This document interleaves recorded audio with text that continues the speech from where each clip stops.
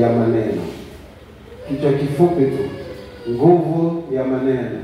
Aiti wetu naomba utajitahidi kuwa chapo kwa ajili ya maandiko yale ambayo itakuambia uniwekee, kwa sababu maandiko ni mengi na somo letu kidogo ni refu, lakini nitajitahidi kwenda kwa haraka. Bwana Yesu asifiwe, na naamini tutamaliza kwa wakati. Kichwa cha somo kinasema nguvu ya maneno, na maandiko ni mengi, ila nitakalotuongoza andika Mwanzo sura ile ya kwanza mstari wa 3 hadi wa 27. Inawezekana tusisome yote, lakini tutasoma kwa kadri Bwana atakavyotuwezesha. Mwanzo sura ile ya kwanza, yaani kwenye Biblia yako ukifungua tu hivi, hicho kitabu chako hicho kinaitwa Mwanzo, sura hiyo ya Mwanzo, alafu mstari wa 3 hadi wa 27. Maandiko yanasema, kwa sababu mtumishi wa Mungu ameshaomba, naomba niendelee. Mungu akasema, kama Biblia yako kama ya kwangu kuna koma, yaani Mungu akasema, yaani hiyo imeishia hapo. Iwe nuru, ikawa nuru. Mungu akaiona nuru ya kuwa ni njema.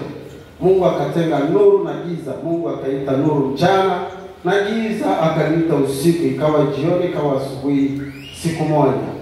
Mstari wa 6, Mungu akasema, na iwe anga katikati ya maji, nikayatenge maji na maji. Mungu akalifanya anga, akayatenga yale maji yaliyo juu ya anga na yale maji yaliyo chini ya anga. Ikawa hivyo. Mungu akaliita lile anga mbingu. Ikawa jioni, ikawa asubuhi, siku ya pili. Mstari wa 9, Mungu akasema, maji yaliyo chini ya mbingu na yakusanyike mahali pamoja, ili pakavu paonekane. Ikawa hivyo. Mungu akapaita pale pakavu nchi, na makusanyiko ya maji akayaita bahari. Mungu akaona ya kuwa ni vyema. Mstari wa 11, Mungu akasema. Naomba tuishie hapo kwa sababu ya muda.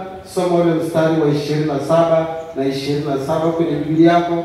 Bado Mungu akasema, na tumfanye mtu kwa mfano wetu, kwa sura yetu, wakatawale samaki wa baharini na ndege wa angani na wanyama wa nchi yote pia, na kila chenye kutambaa kitambacho juu ya nchi. Mungu akaomba mtu kwa mfano wake, kwa mfano wa Mungu alimuumba, mwanamume na mwanamke aliwaomba.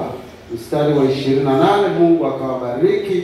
Mungu akawaambia, zaeni mkaongezeke, mkaijaze nchi na kutiisha, mkatawale samaki wa baharini na ndege wa angani na kila kiumbe chenye uhai kiendacho juu ya nchi.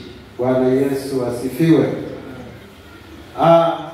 Ni maneno ya Mungu ambayo tunayaona kwenye hiki kitabu cha Mwanzo kabisa wa Biblia yako. Nikupe kwa utangulizi kidogo, kama kwa historia kafupi, ili tuweze kuendelea na somo letu. Kitabu hiki cha Mwanzo kiliandikwa na Musa wakati wakiwa jangwani, baada ya kuwa wametoka Misri.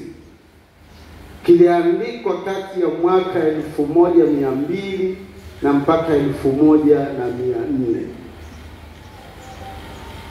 na kiliandikwa kabla ya Kristo.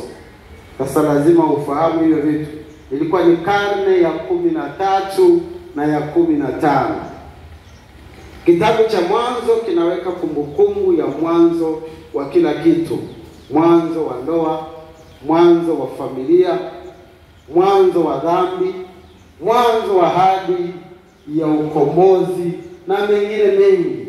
Yaani kila unachokiona, kila unachokifahamu, kitabu hiki cha Mwanzo ndio wa kila kitu. Anaposema Mungu akasema, ndiyo majibu ama ndivyo vitu tunavyoviona leo. Bwana Yesu asifiwe. Wana wa Israeli wakiwa wametoka utumwani ambako walikaa kwa takribani miaka 400, Musa aliandika kitabu hiki akiwaonyesha asili yao na historia yao. Kulikuwa na kizazi kipi ambacho kilikuwa kimezaliwa hivyo walihitaji kuelewa ahadi za Mungu. Haya maneno yaliandikwa na mtumishi wa Mungu baada ya kwamba wametoka utumwani miaka 400, na wakati huu wako jangwani, tayari kulikuwa na kizazi kingine. Bwana Yesu asifiwe.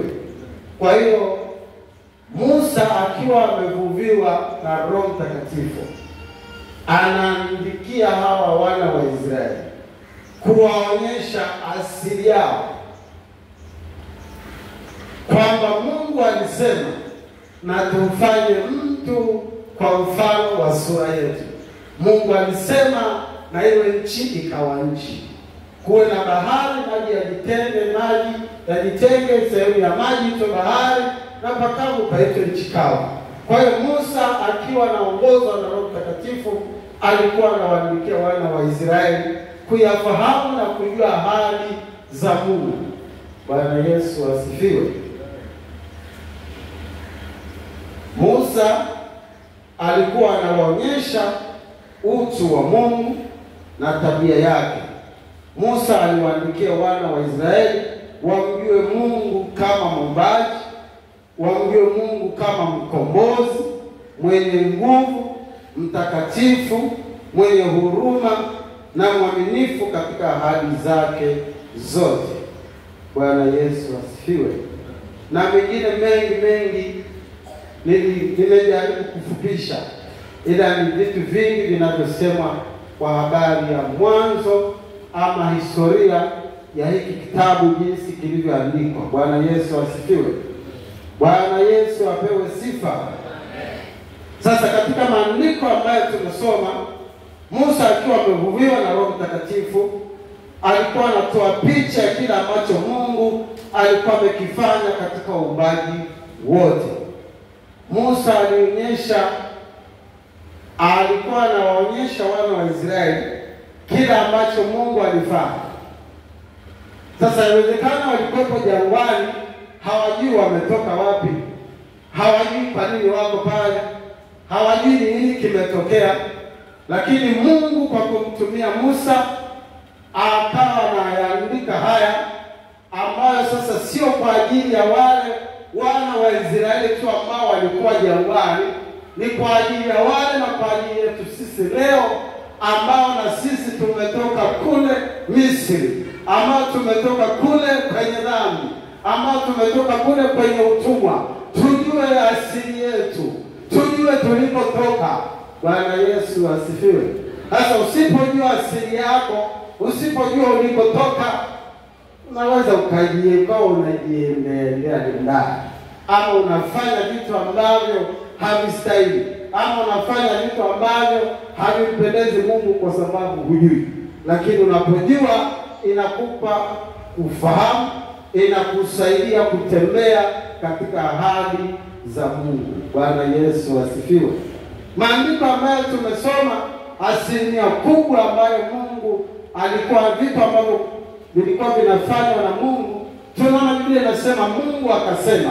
Ukianzia hapo mstari wa 23 mpaka wa 20, Mungu akasema, Mungu akasema. Alivyosema ndivyo vilivyokuwa vinatokea, alivyokuwa anasema ndivyo vilivyokuwa vinafanyika. Bwana Yesu asifiwe.